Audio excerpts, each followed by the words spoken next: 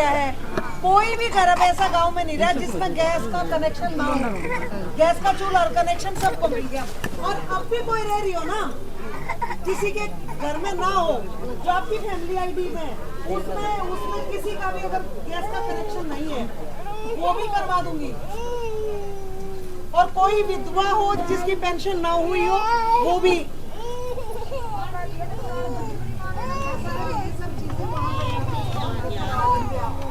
अच्छा आज तो सुनो मेरी बात, इन्हें तो छोटा सारी है तो रोज काम होंगे। आज आप क्यों आ रही हो? मेरा है ना, मेरे आवाज को बोलेगी तो तारा ही आवाज है।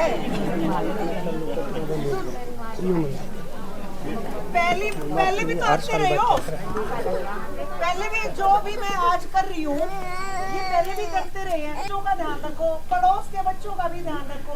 आज जितने बच्चे हैं ना, ज्यादातर मैं भी गाँव में जाऊँ और आप सारी बैठो, नशे की ओर सबसे ज्यादा बढ़ रहे हैं। नशा चल रहा है ना सबसे ज्यादा। और यो जो नशा खत्म पता कैसे होगा? जब आप अपना व्यवहार बहुत अच्छा करोगे, बच्चों की तरफ ध्यान रखोगे। अब तो आप जोड़न में, खेत में, काम में लगा दो, बच्चे की तरफ नहीं ध्यान दोगे तो हमारा तो जवानी तो इस मेहनत में निकल गई, बुढ़ापा भी खराब हो जाएगा। बच्चे ही अगर खराब हो गए तो फिर हम क्या कर लेंगे? अपने बच्चे बचाने। और ऐसा टाइम होता है कि बच्चों को बहकाने वाले बहुत आते हैं। और बहकाते कैसे? नशे की गलत लत लगा के। तो अपने बच्चों को बचा लो, घर के जो और मर्द मानस है उनको भी बचा लो। प्यार से, अच्छे व्यवहार से, अच्छे से आगे बढ़ो। अब दूसरी बात एक और भी है, ठीक है, आप जो ना बेटों को तो शिक्षा देते हो, बेटियों को भी ऐसी शिक्षा दो। अब जब उनकी शादी हो, वो आगे जाए ना, उनको ये कहो यही तेरे माँ बाप है और यही तेरा घर है। और दो घरों की रौनक होती है बेटी, आपकी भी इज्जत है, अगले घर की भी इज्जत है। और आजकल तो आप यूँ कह रहे हो, जा तू जाकर हमने बता दिए कि मैं बात हो जाए तो हमसे मारन आ जाएंगे। मैं अब 1 घंटे भीतर फोन पे बात करके और फिर 1 घंटे भीतर जा ले उन्हें संवार के आ जाओ। और फिर हमने भी कोई संवारन आ जाए 1-1.5 साल में। बात बताओ, समारण में टाइम सब कुछ खराब हो गया ना। समाज का ताना बाना बिगड़ गया, सारे संस्कार खराब हो गए हमारे। अब सारी जितनी बहू हैं बैठी हैं, ये अपने माँ बाप की तो बहुत चिंता करे हैं ना। मेरी माँ बीमार है, मेरी माँ का जुकाम हो गया, मेरी माँ ने क्या खाया। और अपनी सासू की चिंता कोई नहीं करती। सब सारी अब अपनी सासू की चिंता कर लो, चिंता करने की जरूरत नहीं रहेगी किसी ने। हो जाता फिर तो माँ की करेंगे यहाँ से जाते आप, यहाँ से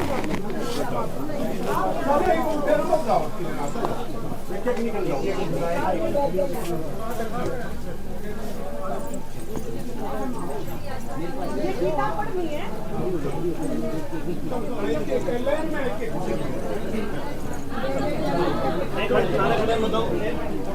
एक आओ, एक खड़े हो गया।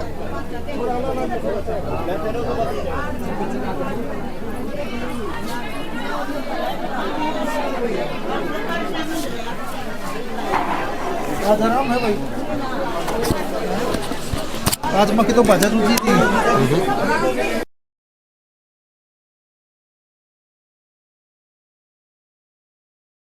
करा दो, कराना था।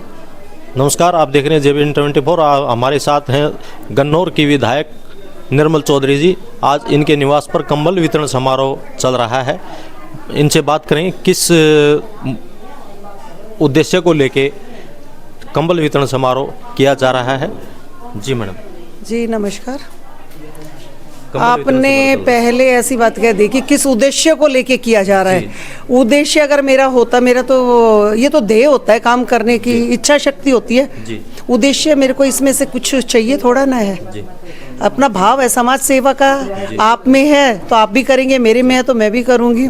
तो आप क्या, मैं क्या जवाब दूँ, क्या उद्देश्य है? हर साल कंबल वितरण किया जा रहा है। हर आज से नहीं किया जा रहा, 97 से जी।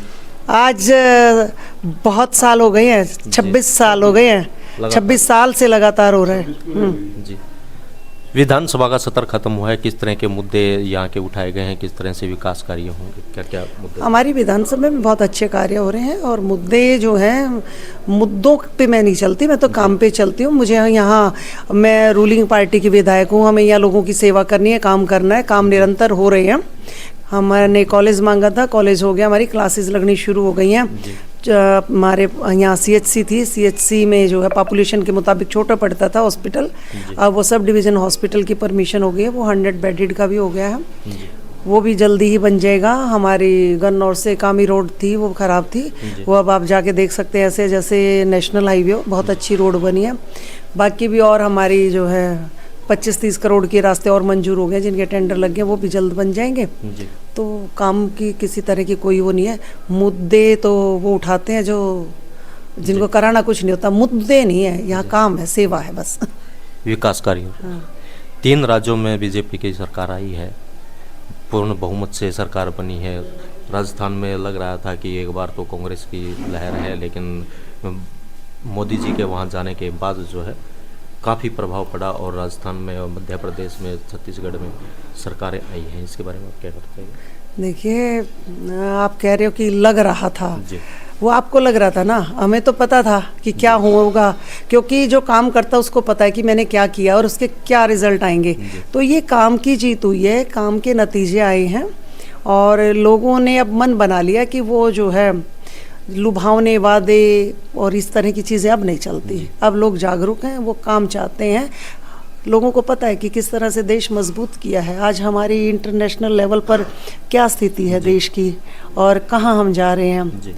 यहाँ तो घोटालों पे घोटाले, यही चीज़ पढ़ पढ़ के लोग पागल हो गए थे। इतनी जीरो लग जाती थी घोटालों में कि कैलकुलेशन ही फेल हो जाती थी लोगों की।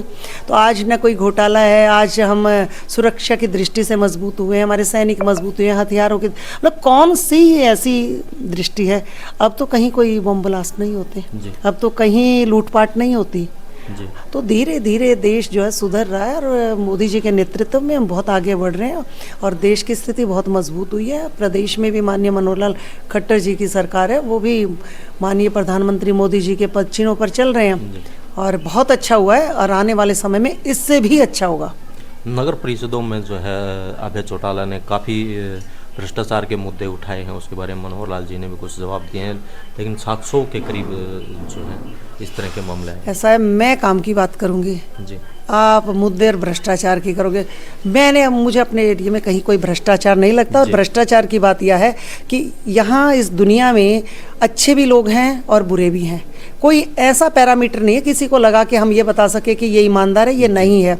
हर परिवार में भी एक बहुत अच्छा परिवार होता है, सनातनी परिवार है, उसमें भी कोई एक बच्चा गलत भी निकल सकता है। कहीं भी अच्छे और बुरे व्यक्ति तो हो सकते हैं, पर ऐसा नहीं है कि सब कुछ खराब है, अच्छा भी बहुत हो रहा है। मेरा दृष्टिकोण तो अच्छे को देखने का है और जिनको नेगेटिव देखना है उनका वो नेगेटिव देखेंगे।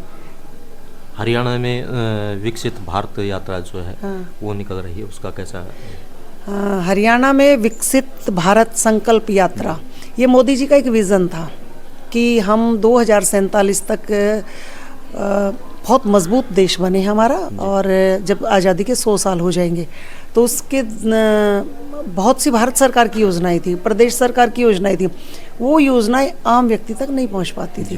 तो वो योजनाएं आम व्यक्ति तक पहुंचे, उसके लिए ये जो इसको आज आम भाषा में पता क्या कहने लगे गांव में लोग कि मोदी जी की गारंटी वाली बस आ गई। तो वो गारंटी वाला रथ ये जा रहा है और लोगों को पता है तुम्हें तुम्हारा अधिकार मिलेगा।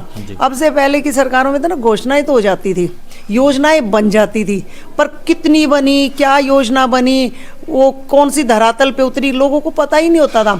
अब तो योजना बना के और लोगों तक पहुंचाई जाती है, बताया जाता है और उनका लाभ दिया जाता है। अब ये जो गाड़ी विकसित भारत संकल्प यात्रा की घूम रही है, इसमें हर विभाग के अधिकारी कर्मचारी साथ जा रहे हैं और वो जो है ना ढूंढ के लोगों को कि इस योजना का फायदा किसको जा रहा है। जैसे मानिए किसान सम्मान निधि है, अगर किसी किसान की सम्मान निधि नहीं मिल रही है उसको, तो गांव में पता करके ढूंढ के कि भाई आपकी किसान सम्मान निधि मिली या नहीं मिली, कोई बुजुर्ग आप कोई पेंशन से वंचित तो नहीं रह गए, कोई विडो महिला है वो रह तो नहीं गई।